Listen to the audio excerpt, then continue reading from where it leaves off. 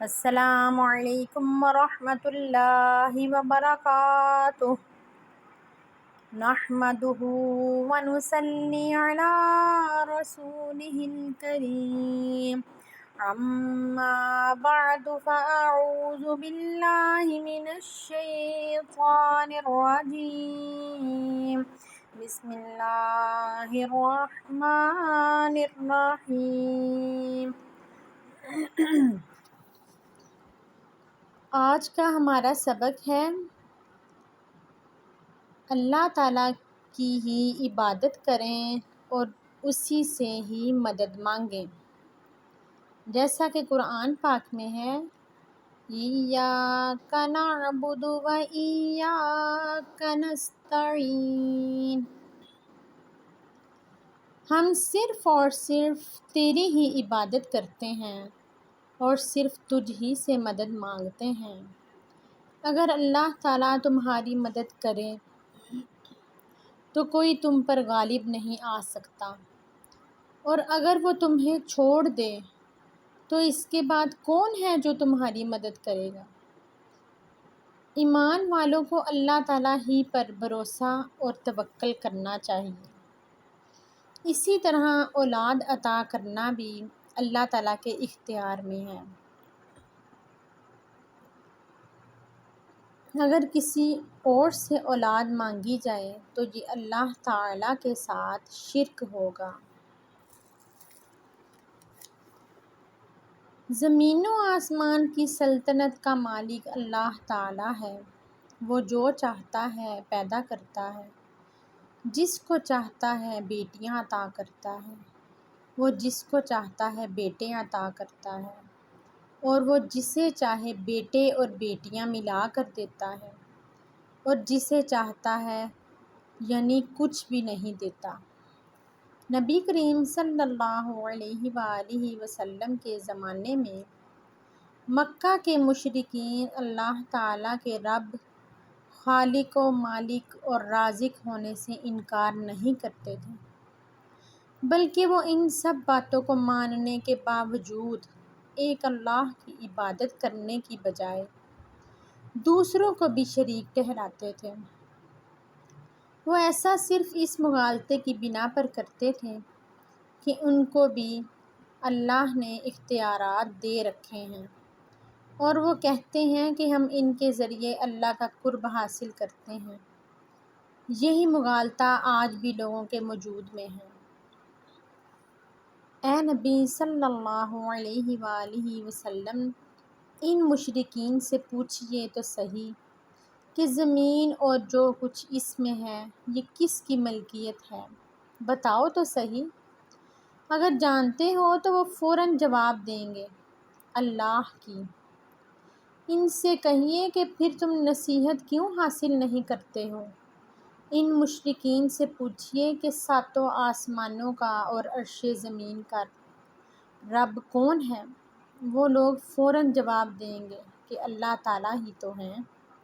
کہہ دیجئے پھر تم کیوں نہیں ڈرتے؟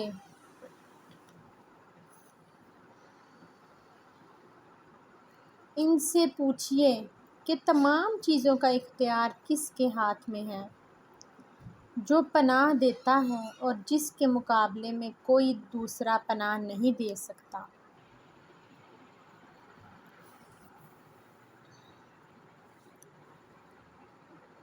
کہ تمام چیزوں کا اختیار کس کے ہاتھ میں ہے، جو پناہ دیتا ہے جس کے مقابلے میں کوئی دوسرا پناہ نہیں دے سکتا۔ اگر تم جانتے ہو تو بتلاؤ ہمیں بھی۔ یہ فوراً جواب دیں گے کہ وہ اللہ تعالیٰ ہی تو ہیں۔ کہہ دیجئے پھر تم کہاں سے جادو کر دیے جاتے ہو؟ یعنی اگر تم یہ مانتے ہو کہ سارے اختیارات کا مالک صرف اللہ تعالیٰ ہی تو ہے،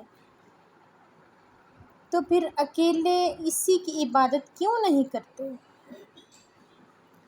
جیسے سورۃ اعراف میں اللہ تعالیٰ نے فرمایا ہے بے شک تم اللہ کو چھوڑ کر جن کو پکارتے عبادت کرتے ہو وہ بھی تم جیسے بندے ہی تو ہیں، سو اگر تم سچے ہو تو ان کو پکارو، پھر ان کو چاہیے کہ وہ تمہاری پکار قبول کریں، اللہ تعالیٰ ارشاد فرماتے ہیں کہ صرف مجھے ہی پکارو، اس لیے کہ میں ہی تمہاری دعاؤں کو قبول کرنے والا اور تمہاری پکار سننے والا ہوں۔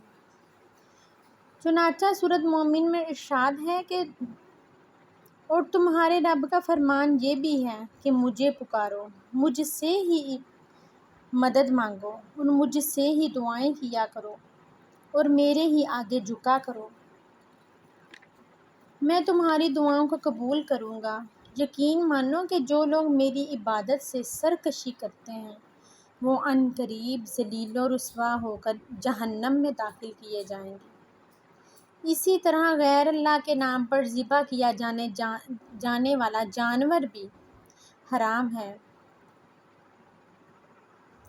تم پر صرف مردار خون، سور کا گوشت اور جس چیز پر اللہ کے سوا دوسرے کا نام پکارا جائے وہ حرام ہے۔ اللہ تعالیٰ نے اپنے نبی صلی اللہ علیہ وآلہ وسلم نے فرمایا کہ آپ صلی اللہ علیہ وآلہ وسلم اللہ کو پکارتے رہیے، اسی کے لیے دین کو خالص کر کے اگرچہ کافروں کو برا ہی لگے۔ بھائی بہنوں، بیٹیوں، بیٹوں، ارشاد ربانی تعالیٰ ہے، ذرا غور سے سنیے۔ کیا یہ قرآن میں غور و فکر نہیں کرتے یا ان کے دلوں پر تالے لگ چکے ہیں؟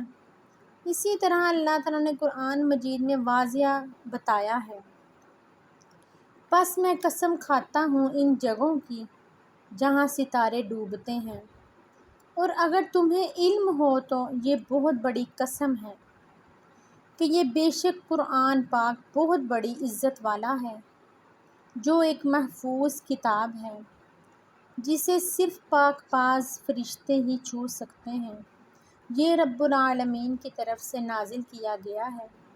پھر کیا تم اس کلام کو سرسری بات سمجھتے ہو اور اس میں اپنا حصہ تم نے یہ رکھا ہے کہ اسے جھٹلاتے رہو گے؟ اب اس قرآن کے بعد اور کون سا کلام ایسا ہو سکتا ہے جس پر تم ایمان لاؤ گے؟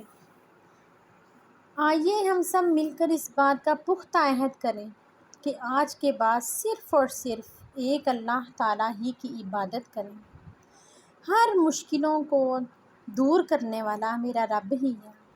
ہر مشکل گھڑی میں صرف اللہ تعالیٰ ہی سے فریاد کریں، اللہ تعالیٰ ہی کے سامنے اپنی حاجات کو بیان کریں، اللہ تعالیٰ ہی سے اولاد مانگیں، اللہ تعالیٰ ہی کے نام کا ذکر کیا کریں اور اپنی ساری امیدیں اللہ تعالیٰ ہی سے وابستہ کریں۔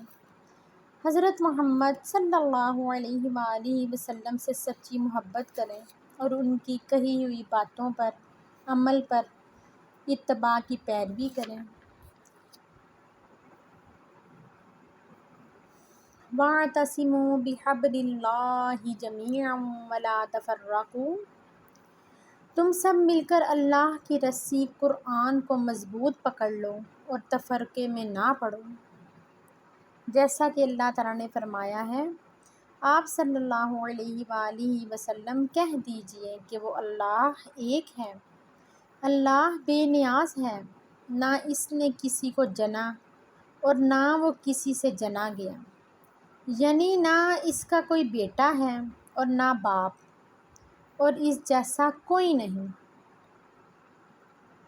مجھے امید ہے کہ یہ ویڈیو آپ کو پسند آئی ہوگی۔ میری ویڈیو کو لائک کریں، شیئر کریں، سبسکرائب کریں، بیل آئیکن کے بٹن کو دبائیں تاکہ میری ہر آنے والی ویڈیو آپ دیکھ سکیں۔ وآخر دعوانا ان الحمد للہ رب العالمین، آمین برحمتک یا ارحم الراحمین۔ اللہ حافظ۔